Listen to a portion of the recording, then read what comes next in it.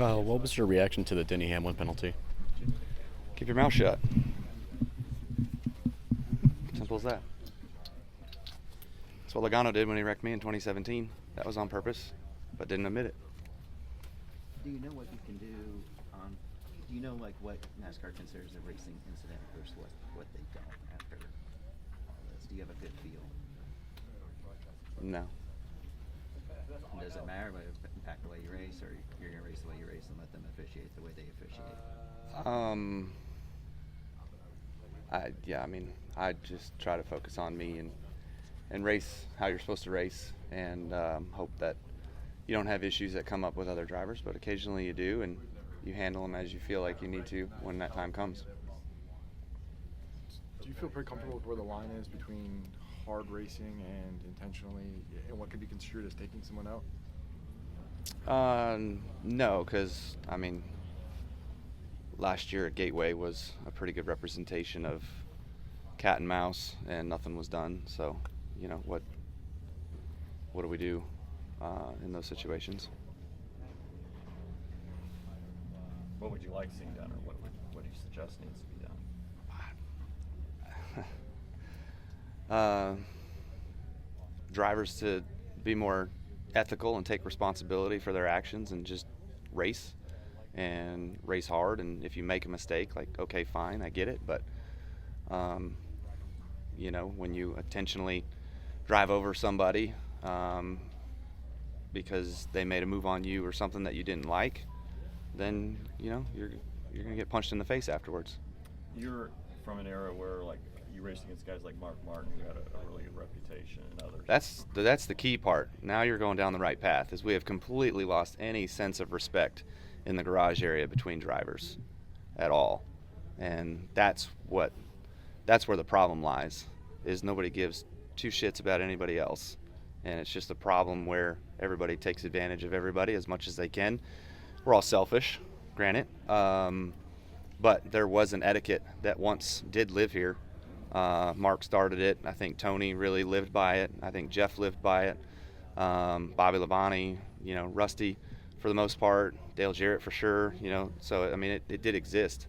That's gone.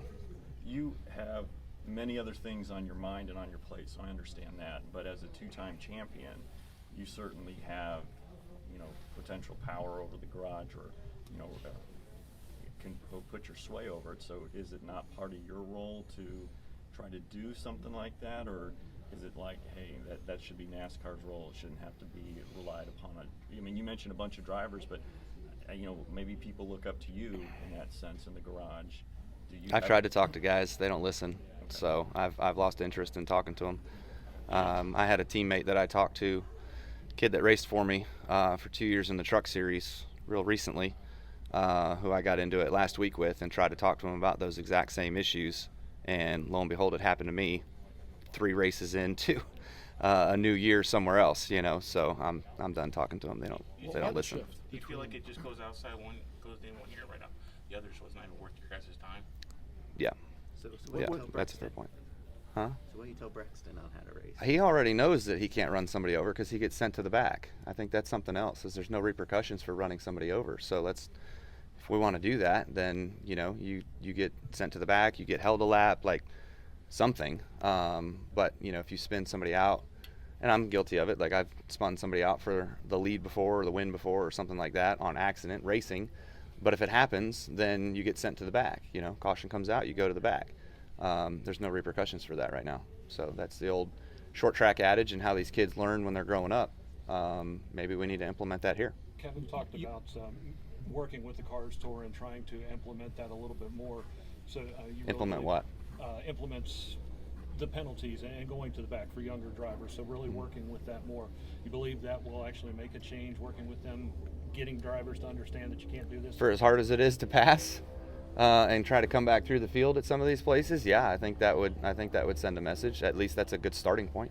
You mentioned that the guys that had the respect and handled themselves in the manner that you described, when did that start to fade? Was that when they started retiring, or is there something that you can go back to that you can say this is where this started to change, delivering us to where we are now? as those guys started to retire and diminish and leave the series, and new guys come in, they never taught that philosophy or sat down and explained that philosophy. I did. I remember a conversation myself and Tony Stewart had, actually 2 of them. And so, that was the time when I kind of learned and got a good sense of it. But yeah, I mean, blame it on me, sure. I'm not taking the initiative to fix it and talk to all these younger drivers, even though I've talked to probably 14 of them that have come through KBM, and some of those guys have done a good job, relatively speaking, and others one ear out the other. How did Tony get it into your head after those conversations? I mean, what did he say, or how did he say it that made an impression on you that impacted you? I think the biggest thing was the impact it had for me was him taking the time and doing that, but then also, giving him the respect and understanding that he's been around for a long time, raced against a lot of those really great drivers, and was a 2-time champion at that time. And so I gave him that respect, and we rarely had issue since then. Yeah, I think that says it. As a fellow competitor, how much does it bother you when it's kind of consistently 2 of the same guys that seeming to cause issues out there, that it could potentially impact one of you guys too? Yeah, I mean, it almost did last year when Denny did it at Pocono. It about caught us up in it, but we were able to sneak through. So, yeah, when it comes to the time in which it starts affecting other people's races and such, then again, I think it leaves the door open for you to go punch somebody in the face. Okay, guys, we got I want to ask you about about Coda. What do you feel the impact of no stage breaks will be at Coda next week? I think it's going to be interesting because the low downforce package and everything we tested there with the last year's package and everything tested fairly well. We were pretty good. We were happy with everything. But the lower downforce package is going to make for a lot more tire fall off. And with no stage brakes, there's no chance of taking that brake and resetting and getting new tires and whatever. So like if there's not a natural caution, you can go a long time, and it's going to be about fuel strategy and taking care of your tires and stuff like that. So it's going to change the complexity of the race. We gotta go. What did it mean to you to win the dirt track race at Bristol? Hey everyone, Zane Smith, driver number 38 Ford for Front Row Motorsports. Be sure to subscribe to Frontstretch on YouTube.